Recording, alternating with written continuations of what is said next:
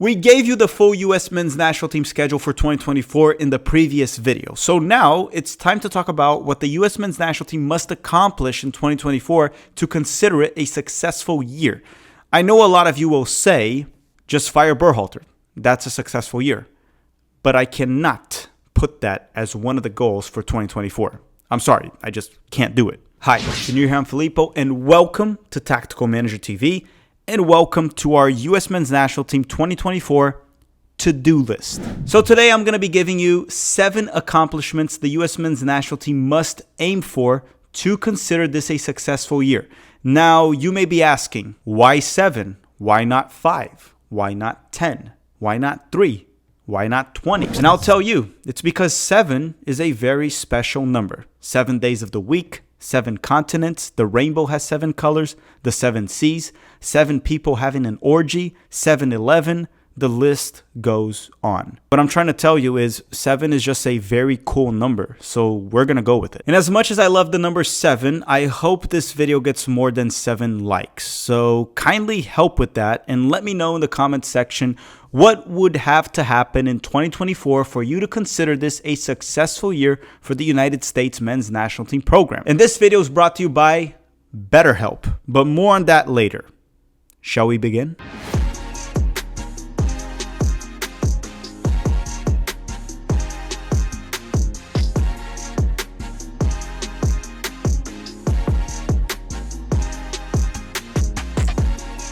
So goal number 1 for the United States men's national team in 2024 is to have fun. Bruh. I'm joking. That's not a goal. Even though, honestly, there's a part of the fan base that kind of preaches that. Bruh. They would literally say that as one of the goals. Guys, just go out there and have fun. But not here. That's not one of the goals. One of the accomplishments the United States men's national team must do this year is to recruit Luca Koleosho, the 19-year-old winger that plays for Burnley and is eligible to play for the United States men's national team, Canada, and Italy. And at the moment, at the time of this recording in January, what I'll tell you is that Italy are the front runners. At the moment, he's provisionally cap-tied to them, has been playing with their U21s, and recently, Italy's coach Luciano Spalletti did speak highly of Koleosho, even flirting with the idea of bringing him to the 2024 Euros. Now, do I think that he'll actually bring Koleosho to the Euros this year? No, not really. I doubt it. But the fact that he's mentioning Koleosho is actually not good for the United States. He's fully aware of the player, and he's on recruitment mode. Luca Koleosho is actually currently injured and will be out for a couple more months. Italy also has a very strong player pool, so I don't think he'll be in the Euro roster. But that's not to say Koleosho will never be good enough for Italy. He likely will be. I mean, he's just 19 and holding his own in the toughest league in the world. I personally think it's up in the air. Berhalter has been in touch with Koleosho. I'd say Italy has a 50% chance of getting him. The United States has a 45% chance, and Canada has like 5%. I would give them 0, but you can't really give them 0 because there's always a chance. The US men's national team has a massive winger depth issue.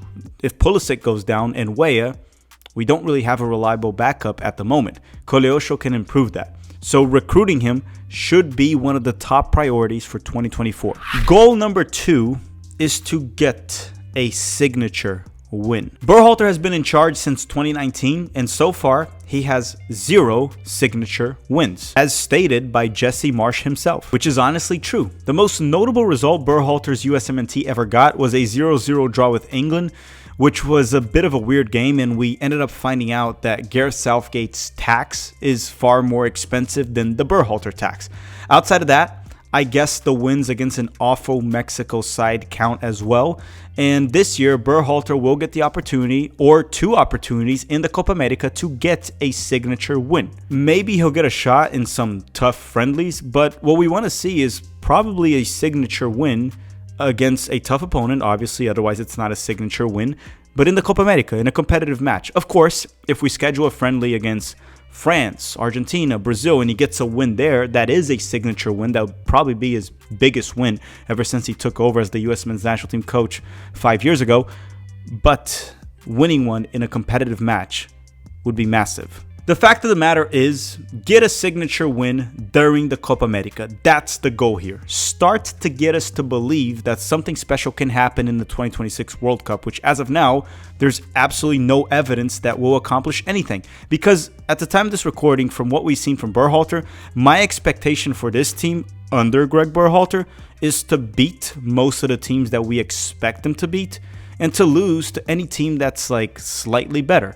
Unless it's away from home, then we lose to Trinidad and Tobago and we just beat Grenada. Okay, I'm just mumbling at this point. Goal number 2 is to get a signature win. Beat Brazil, beat Uruguay, get a draw, make it tough for them. We'll see if it happens. I don't think it will, but fingers crossed. Let's remain hopeful. Now, before we continue to goal number 3, a quick word from our sponsor, BetterHelp. And thank you, BetterHelp, for sponsoring the channel. Regardless if you have a clinical mental health issue like depression or anxiety, or if you're just a US men's national team fan struggling with the return of Greg Berhalter, no, in all seriousness, therapy can give you the tools to approach your life in a very different way. So for that reason, we are partnering up once again with BetterHelp. BetterHelp's mission is to make therapy more affordable and more accessible. And this is an important mission because finding a therapist can be extremely hard, especially when you're limited to the options in your area. But when it's online, you can get a therapist from anywhere in the country, sometimes even anywhere in the world. BetterHelp is a platform that makes finding a therapist easier because it is online. It's remote. And by filling out a few questions, BetterHelp can match you to a professional therapist as little as in a few days. And if the therapist that they match you with is not the right fit for you, they will replace him or her for another therapist with no additional cost. You may sign up and register now with the link that I placed on the description of this video, which is betterhelp.com/tacticalmanagertv. That is betterhelp.com/tacticalmanagertv. Yes, we used Tactical Manager TV. That link will also give you 10% off on your first month, and in the process, you'll be helping the channel avoid bankruptcy. So once again, thank you, BetterHelp. Goal number 3, or accomplishment of what we need to get in 2024, is to replace Tim Ream. Find Tim Ream's replacement.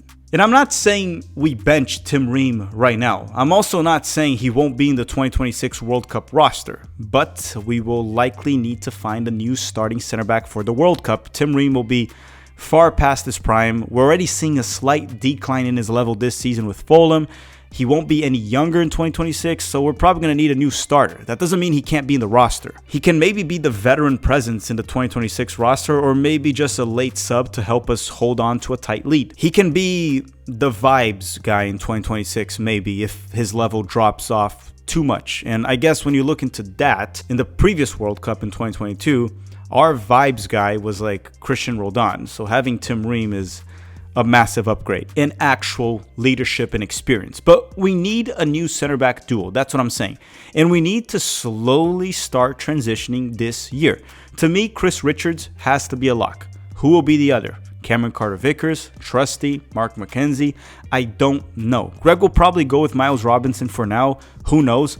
Anyhow, we need to start building chemistry between 2 other center backs. Because ever since the 2022 World Cup, Tim Ream, rightfully so, has been a locked-in starter. But we need to start changing that. Now, in the Copa America, if he's still the best option, you start him. But in friendlies, I want to see Greg Berhalter start to introduce a new pair of center backs. Hopefully led by Chris Richards. Even though for the Copa America, I would probably start Tim Ream with Chris Richards. But then after that, you need to start transitioning. Now let's talk about goal number 4. And it's not really something I think the United States men's national team coaching staff can do anything about, but it's more of something that we can just all hope for. And that is for one of our young goalkeepers to break through. Chris Brady, Gabriel Slonina, Roman Celentano, Patrick Scholt, whatever, I don't care who it is. Matt Turner has not been great. And the more he plays at a high level, the more exposed he'll get. Ethan Horvath just ain't it. And the United States used to have elite goalkeepers. And right now, we don't. All we have is a few promising goalkeepers, and hopefully one of them will break through this year because the clock is ticking and we're getting closer to 2026. And understand, Matt Turner has been very reliable for us, and I'm not trying to poop on him here, for the most part at least. But honestly, I think we need a better option sooner rather than later. Great shot stopper, great person, and I wish him the best, but we need to ramp up the level. We're seeing the Premier League, Matt Turner's level, getting a bit more exposed, can't play with his feet, doesn't have good command in the box, his confidence is low. We need an elite goalkeeper, and Matt Turner is a very good goalkeeper, not elite. Neither is Ethan Horvath. I don't believe Zach Steffen will bounce back in MLS. Maybe he'll be better, but maybe not at that level. So we got to hope that maybe Brady, Slonina, Celentano, Patrick Schulte, one of these guys really steps up. And then Matt Turner can be the backup option. He's a very reliable backup goalkeeper. Goal number 5 is pretty straightforward. In March, we'll play the Nations League semifinals and final. And we won the first 2 editions. The United States won the first 2 editions. And we got to win it again. That's a goal for 2024. Win the CONCACAF Nations League once again. We'll play Jamaica in the semifinals, and then the final we play Mexico or Panama. I'm sorry, but the U.S. men's national team is better than all 3 of those teams. So not winning it there's no excuses for not winning it. That's what I'm trying to say. So one of the goals for 2024 is to win the Nations League, which would be honestly the only realistic trophy we can win this year. Could we go for the Copa America trophy? Sure. Is it realistic to win the Copa America? No. I give us minimal to almost no chance of winning it. But the Nations League, we absolutely should win and continue to be the dominant force in the CONCACAF region. Now we're off to goal number 6. And it's an interesting one, because I think the United States should go for an Olympic medal at the men's soccer competition. Even a bronze medal would be massive. Now you may be asking, is this even realistic? To that I tell you, yes it is. For a few reasons. Most countries don't care about Olympic soccer at the men's side, which means we won't face the toughest competition out there. This is not the World Cup. Our U23s are also not bad, so long we get most of them released. Besides the ones that'll be the A-team members like Gio Reyna, Musa, Pepe, Balogun, those guys most certainly won't go. They'll be playing the Copa America and probably won't go to the Olympics. I also hope we bring some good over-the-age players. That is very important if we want to get a medal. I'm a bit hopeful of Pulisic forcing Milan to release him, but we'll see. He did say in the past that he wanted to represent the United States in the Olympics, so maybe that happens, but we can't really count on it. Greg Berhalter also won't be in charge of the Olympic team, which gives me hope. Look, I am dead serious right now. It's doable. We can get a medal. Mexico literally got a bronze medal in the last edition, and look how bad they are. I know they got a gold medal in the past, but that team was actually good. They went to the Olympics with not a really good team, and they still got a bronze medal in the last edition back in 2021. Many casual sports fans in America will be watching the Olympics. This can also help change their perception of the U.S. men's national team leading into the 2026 World Cup. The Olympics is not the World Cup.